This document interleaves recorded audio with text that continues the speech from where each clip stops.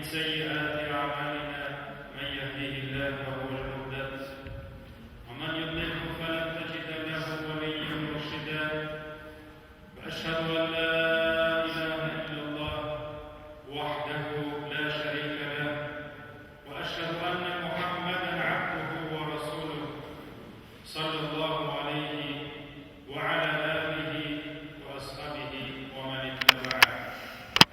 Barcha alamlarni yo'qdan qilib, bizlarni o'zining hukmiga sanasaq va sanab bitira olmas shaxsiy hurmatlarida, keng ne'matlarida yashashni Robbimiz Alloh taolaga barcha maqtov va ulug'larimiz, shukr va rahmatlarimiz bo'lsin.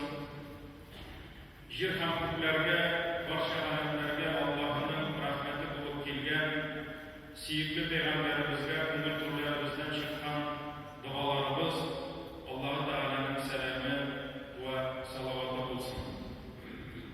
Biz Alloh taolani buyukligimiz, ana barcha maqtov, ulug'lov, hamd sanalarimizni aytamiz. Ana bizga bo'lgan cheksiz ne'matlari to'g'risida so'zlashamiz. Ularni esga olamiz, ular uchun ana shukr etamiz. Izgi Ramazonning ayitlari o'tdi, bayram taomlaridan og'iz etdik, bir-birimizni tabrik etib, bir-birimizga duolar qildik. Bayram ko'ngilli bo'lsa da u keta, ham yangidan turmushimizga foyda bo'lsin, yangidan yerga tushamiz. Kimdir Shawvalning 6 kunina kirishdi, kimdir o'zini Ramazon oyida tutab turgan savdolarına yapıştı.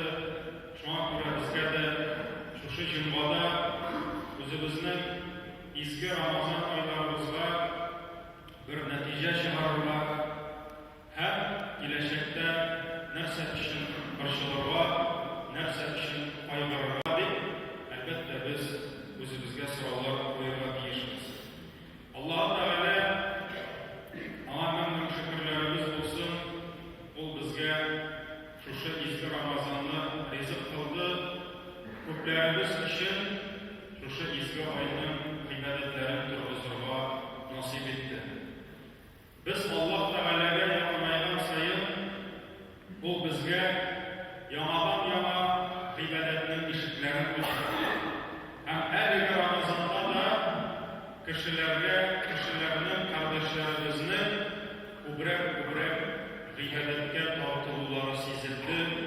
Eller sezasi keldi, imon bo'ladi. Lekin alhamdulillah kishilar akrangina farz ro'zasi ayol Ramazon. Lekin Ramazon u ro'zani tugul bitadi degan narsani anglay boshladi. Chunki kimdir shu oyda ro'zani tutolsa, bo'ldi mendan so'zida deb yashasa, kimdir tutadi. Ro'za bitu bu narsadir ishlash tugul. Bu narsadir ishlamak keraksincha. Ro'zada savobni olsang ishlagan ish tugul. Ishlamagan ish bor. Oshamagan ish bor. Ishlagan ish bor. Dalashmagan, aldashmagan ish bor. Narsasi Ramazonda ishlangan. Shunga Qur'onning ro'zadan boshqa alhamdulillah bir ko'p izgiliklari, boshqadir ibodatlari bor. Ham Ramazonda bu bir barakat oyi.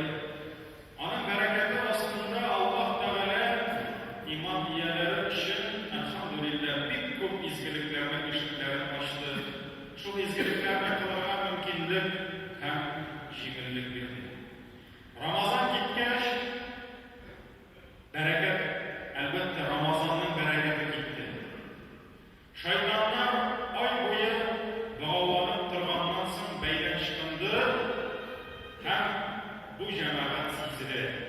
Imom iyasini sezib turib, hatto Shawval oyining 6 kunini tuta boshlagachda qorali Ramazon ro'zasi ko'pga nechikdir yengilroq edi.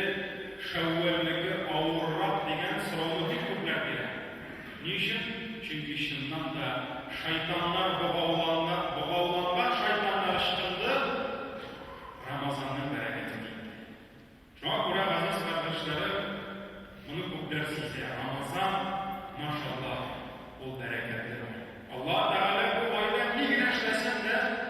her bir izgirliğinde maşallah bereket bire, namazın olsunmu, urazan olsunmu, sadaka zekatın olsunmu, umre kavul olsunmu, davat kavul olsunmu, Kur'an oku, ilim kavul, bütün üstünde bereket var. Adam balası izgirlikte yakınlayan sayı anın kümüle başlar. Anın yüreği saflanar. Elbette yürek saflanmak sayı o kubrek şaplanar. O kubrek siyine başlar. Lakin cemaat izgirlikte yakınlayan sayı kubrek özünün kışını, vakitini, ömründe izgirlikte sarf etken sayı kışının kümülünde ırşılığı. Kaygırı hislerine artırga deyiş. Niddi başlığı deysizmi? Özümün kılgan gamelin için başlığı. Özümün toplagan jigan, baylığın yani bu çırakta izgiligin için başlığı. İlk birinci başlığı o senin izgilik, senin gözünden, kurşunun gözünden izgilik olup gitse de o Allah karşında izgilik olur mu? Allah tarafından kabul olur mu? Arağız dünyaya. Gadette kimler üzerinin baylıkları için duruşular? Kimler akşa için duruşular? Dünyada varılan ekonomik krizis, iktisadi krizisler kimlerini yolsuz kaldırar? Elbette cemaat milyonların yuvaltan, yaki milyonların kırdalmay kalgan kişiler kaygıda, hayırçılar kınışlamayı kalıyorlar. Onlara bırşılası olalım dedi. Kim dolarının kursu alttan yaki çıkan sayın bırşılar? Kimnin doları var? Kimnin avşası var? Kim bırşıl dedi? Kimnin avşası yok bırşıl. Ana kim sayın kırıyız? Şuna göre 2008 yılında mında zavutlar toplar faydalı işlerimiz biri boğan kreditin töleyi almışı, kimdir balkondan sitirgen, şuşunday ult işinde yağmanda vağız bilen bir rayonga, bir avuğa vargaç, avuldağı obsidian sorayım. Nişiksin, avulda krizis sezilen mi? Erте bilen mallarına karak vergen edim, salam-salamda sezilmedi. Salama var adım, işlemleri var dedi. Çok güzel cemaat kim bir şola, kimnin nersesidir var, kim nersesidir yuvaldıran mümkün. Şu bir şola. Malı olgan, ol malı için bir şola. Lakin iman iyeleri, Allah'ın rızalığını ümit edip izgilik kılışılar, dünya ve ahiretleri için izgilik baylığın jiymişiler, özlerinin imanları için, özlerinin kılgan izgi amelleri için barışılar mı? Ana işte şu baş barışılgan gibi. Kim sayın kurs dolarını parayı, kim sayın falan Gazprom'dan hükmü artan, aksiyaları hükmü vermişken, kim sayın hükmü içinde yanar? İzgilik kuruluşlar, yanar. Benim izgiliklerim ortamı ezeyen, Allah yok taşıtmıyor mu? Allah kabul edemiyorlar mı? Allah Teala Kur'an-ı Kerim'de etti. وَالَّذ۪ينَ يَؤْتُونَ مَا آتَوْا وَقُلُوبُهُمْ وَجِلَةٌ اَنَّهُمْ اِلَى رَبِّهِمْ رَاجِعُونَ Kimler üzerinde bulganını bilerler, sadakaların, zekatların bilerler, hem Allah'ın yürekleri titrenektir. Allah'ın yürekleri korkadır. Nerseden? Biz bir Rabbimiz yanına kaytaşarız. Biz bir kıyamette Allah karşına basacak bizdik. Allah'ın yürekleri titrenedi. Allah korkarlar, konuşurlar. Hem şu ayet ingeç, Ayşe radıyallahu anh nasibli peygamberimizden sırada ya Resulallah. Bu ayette kimler durumda söz vardı? Oldu, özü kurlaşa, özü sinanlığa, arada işe, hem şu vakıttan Allah'dan korkar, şular durumda söz vardı. Yani günah kılıp, günahlar için Allah'tan korkan kişiler durumda vardı. Şular Peygamber sallallahu aleyhi ve sellem etti, yok, Ebu Bekir'in kızı değil. Allah kabul değil. Oldu, namaz değil.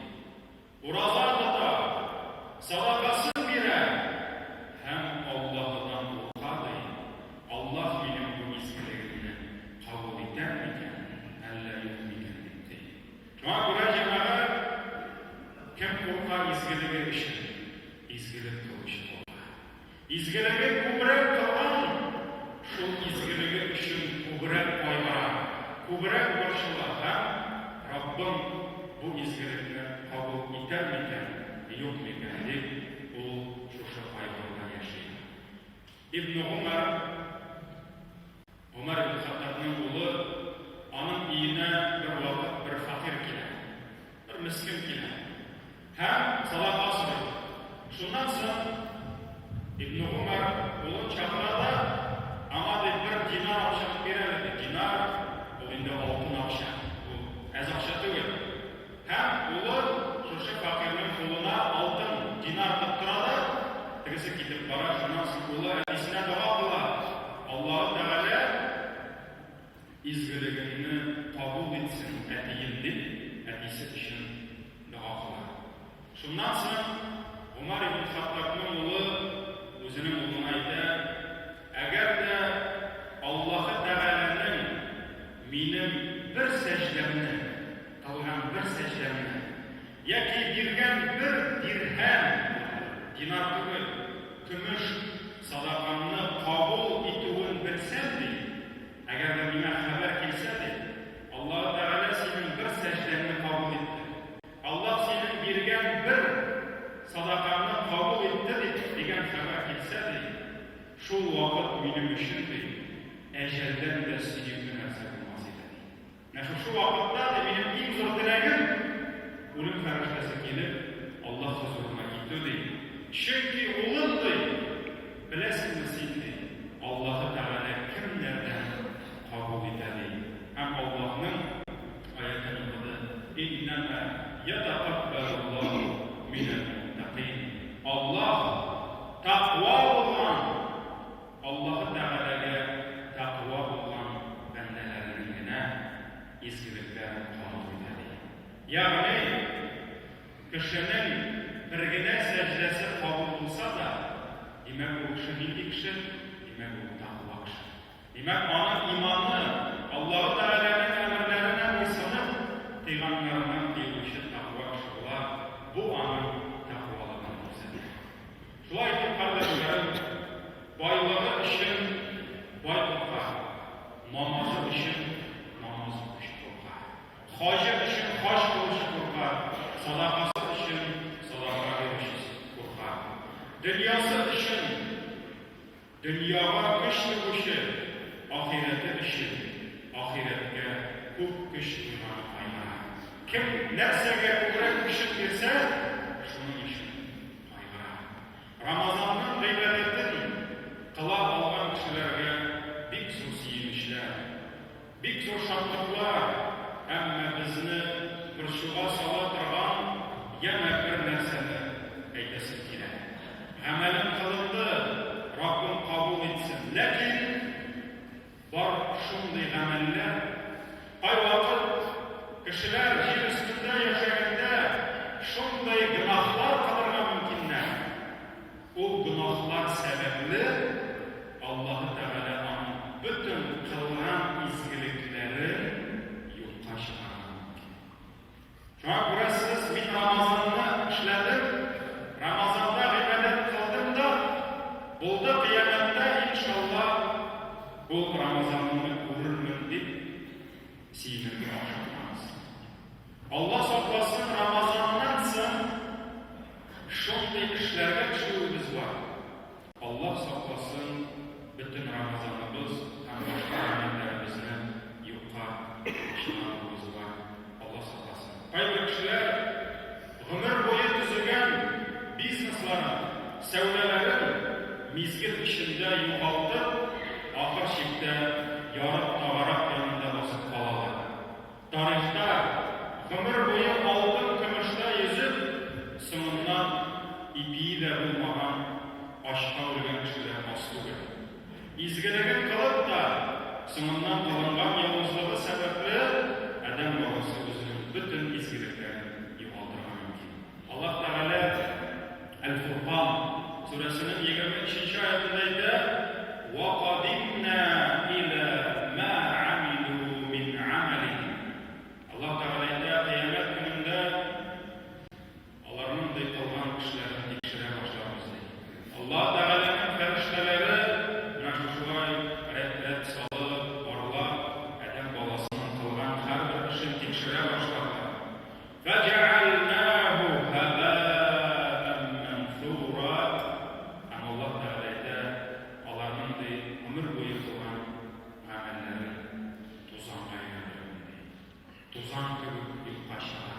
егетіп, yolda tuzan yerda ham mashina o'tib ketgach, shu tuzan arada şunun gibi bir ko'p kishilarni amal defterlerini ochib, ömür bo'yi qilgan izgiliklarning soni tekshira boshlagach, Alloh taologa ularni tuzan bir tugina aylantirib, ya'ni yo'qqa chiqaramiz deydi. Bugun sizga o'sha minbarda 5 amalligina ishlab chiqib ketasiz. Ularning har birisi bizga tanish.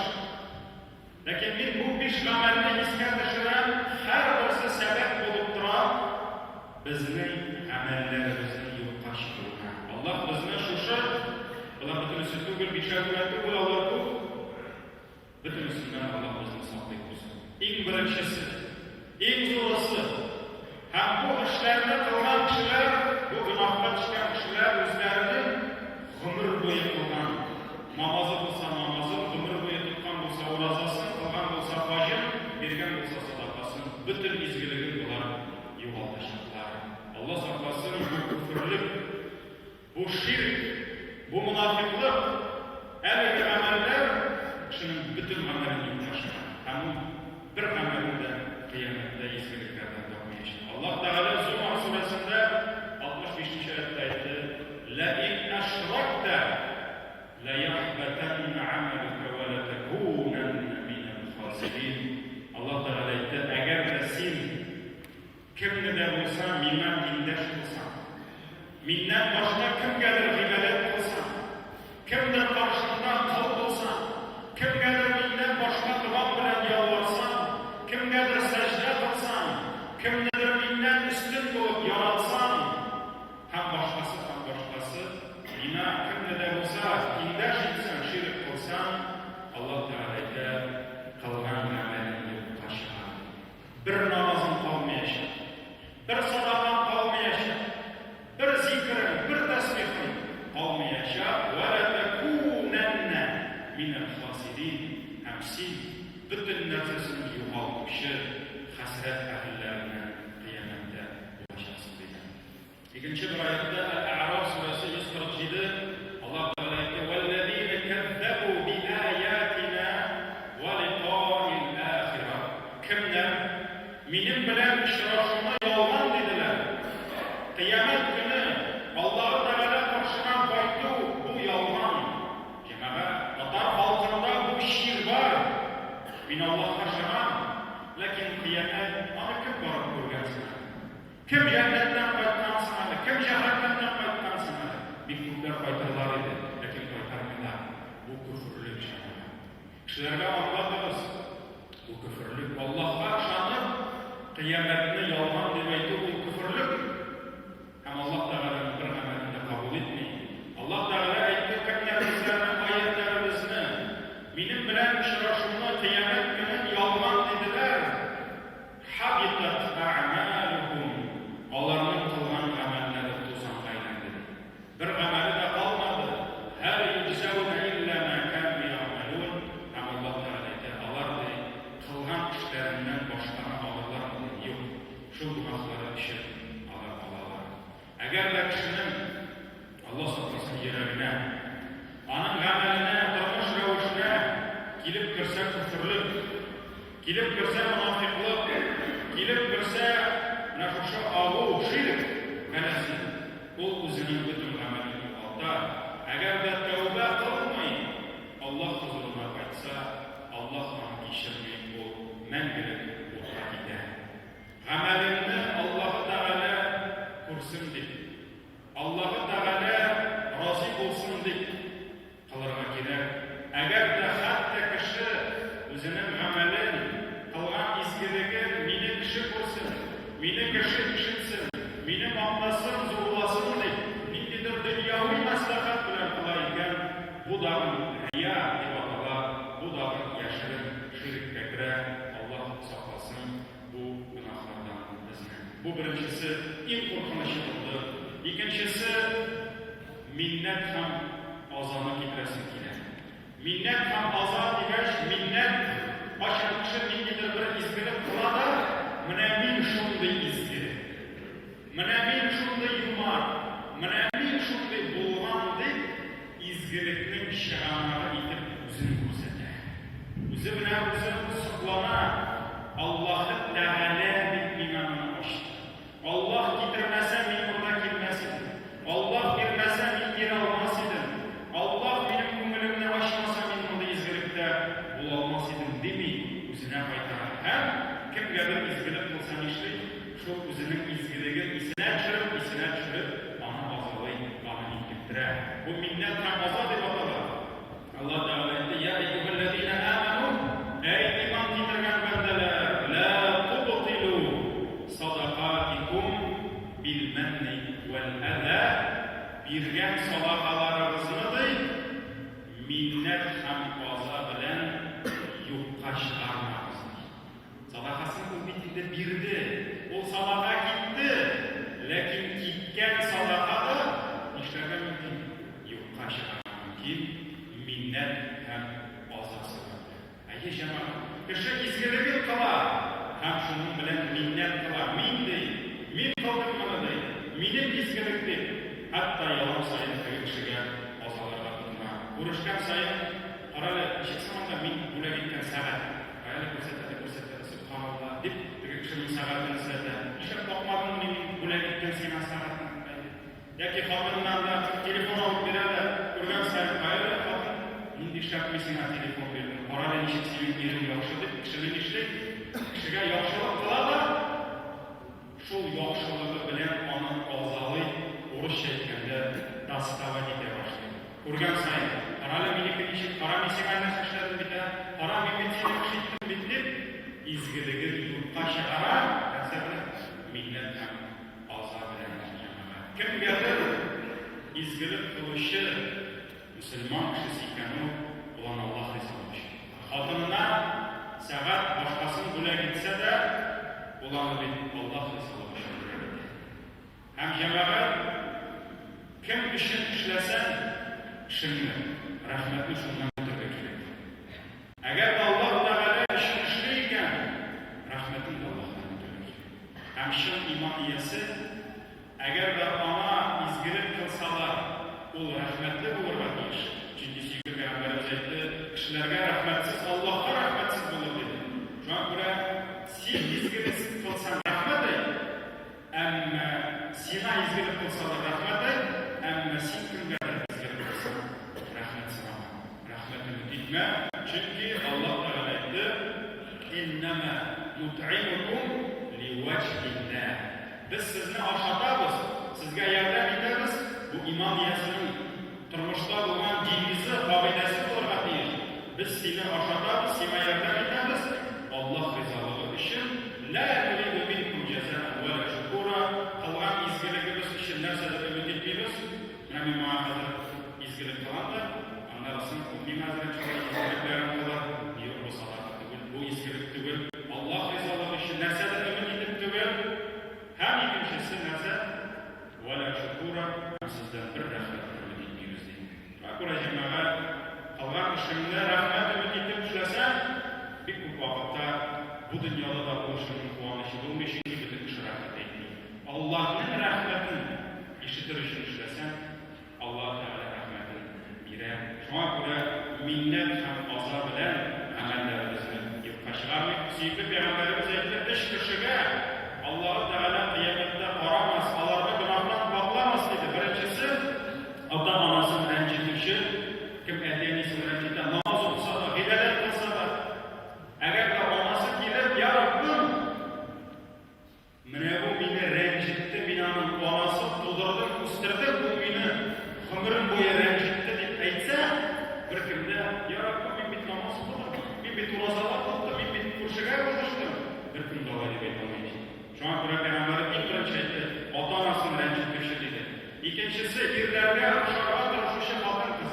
Xushorg'a, yerlar kirib kiyina, yerlar kirib qadrini sugina, yerlar kirib o'zini tuta, yerlarga xushorg'a turishchi xotin qiz. Ham uchinchisi dayus, ya'ni kunchiligi bo'lmagan yer.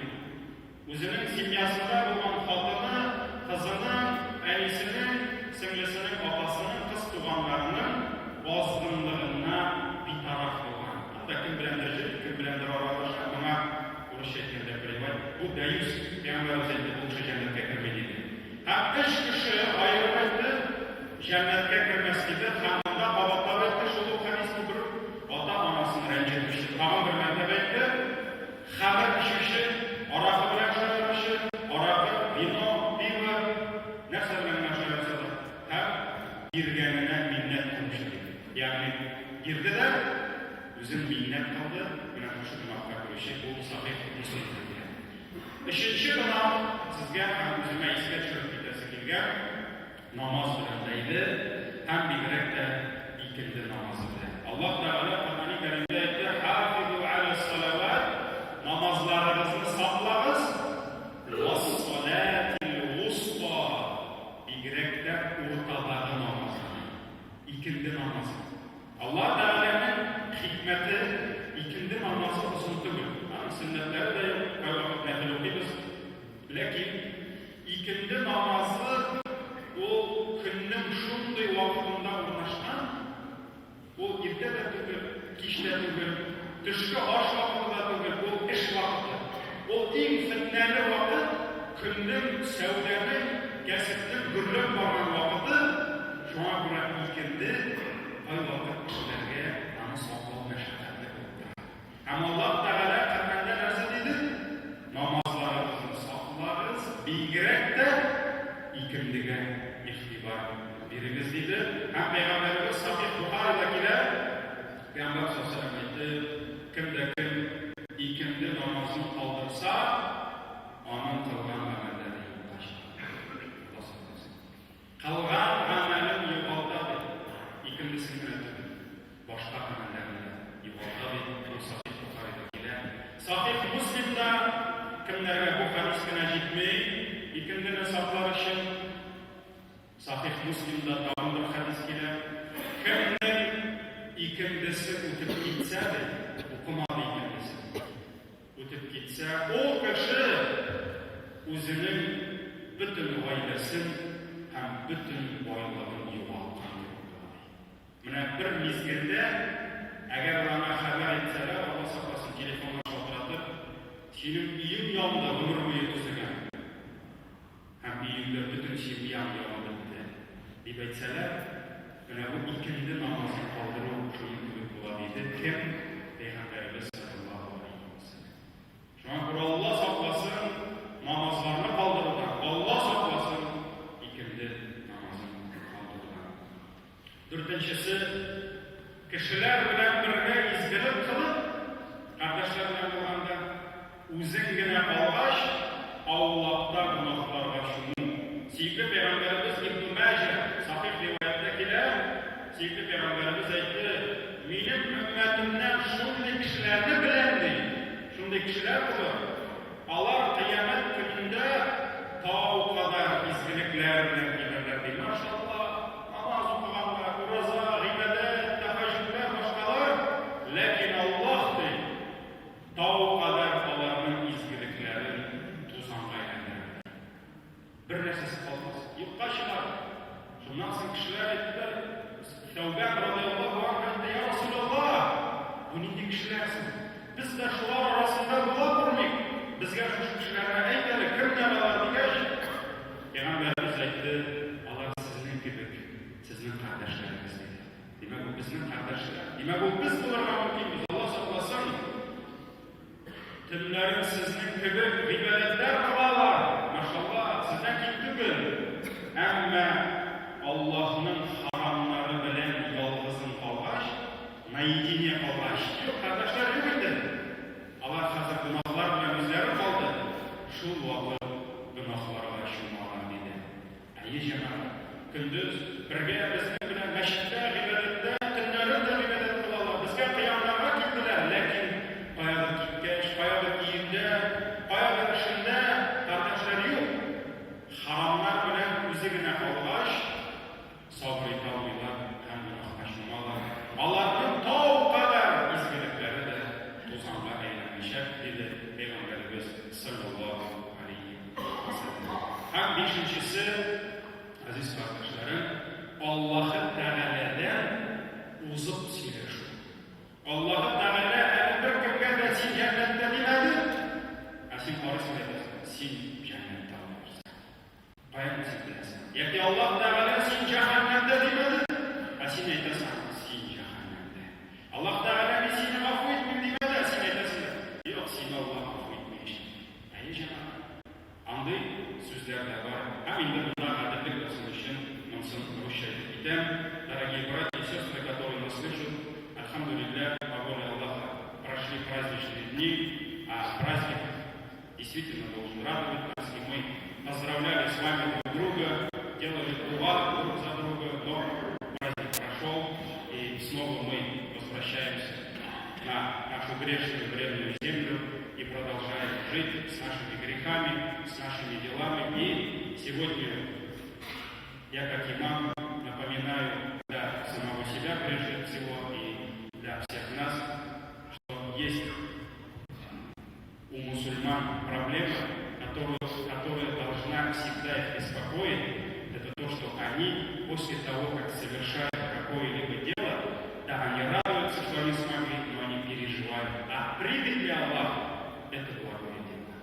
И второе, за то, что мы должны переживать, это дела, которые являются причиной того, что Аллах уничтожает все наши благие дела. Есть грехи, которые способствуют тому, что верующий, он может потерять абсолютно все. Как тот бизнесмен, который, может быть, всю жизнь строил торговый дом, свою корпорацию, но в один день он потерял все.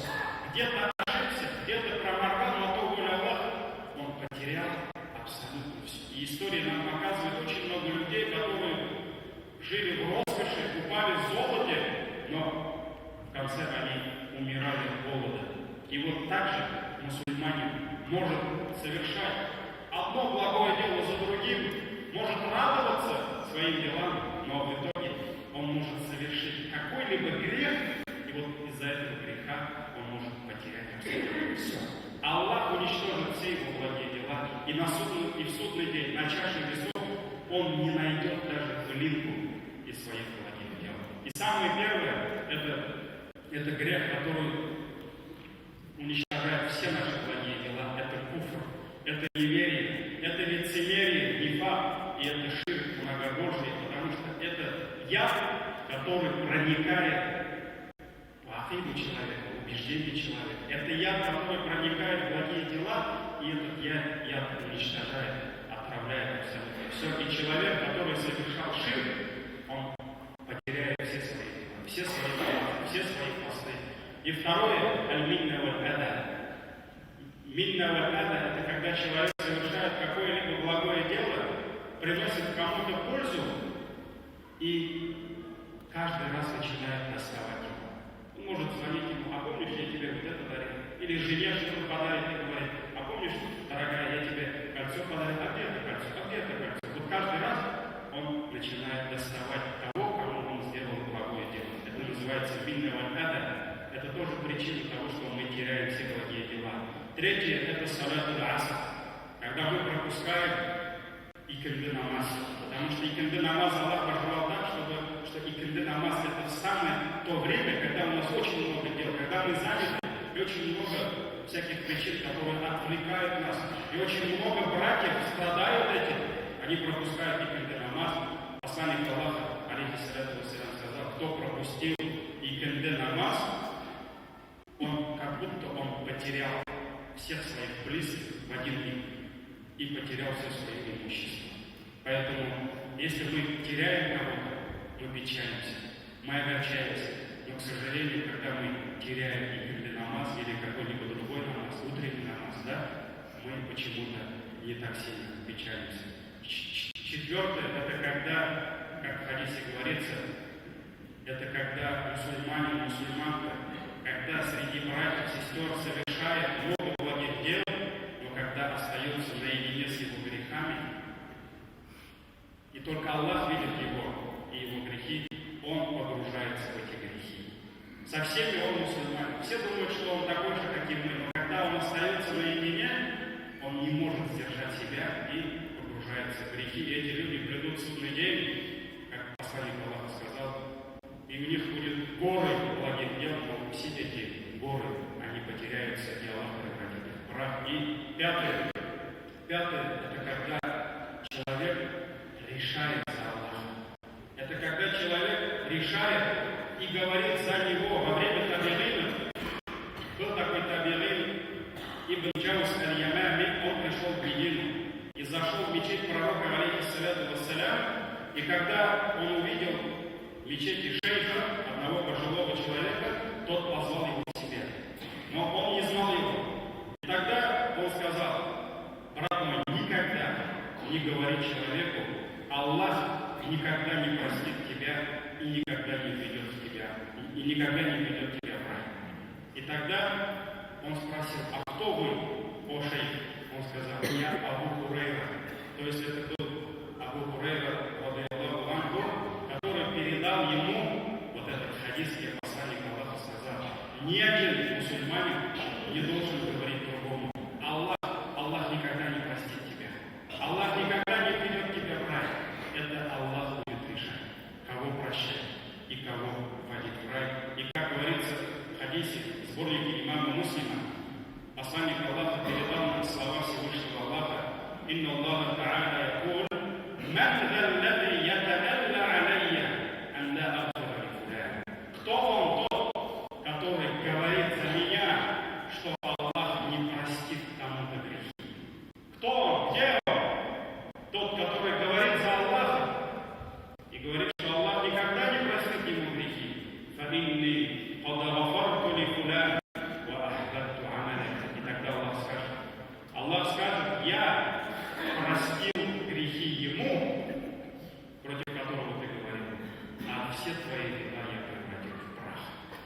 Никогда нельзя говорить. Даже есть мужчины, мужья, которые так говорят женам, видя в них какие-то слабости, говорят: о, Аллах никогда тебя не простит за твой грех, за то, что ты ослушалась меня. Или там: ты никогда не будешь в раю. Это Аллах будет решать в судный день, кто будет в раю. Может, твоя жена окажется в раю, иншаллах. И может быть, посредством молитв, обращения к Аллаху твоей жены, иншаллах, ты будешь в раю. Поэтому никому нельзя ставить диагноз, никому нельзя выбрать это.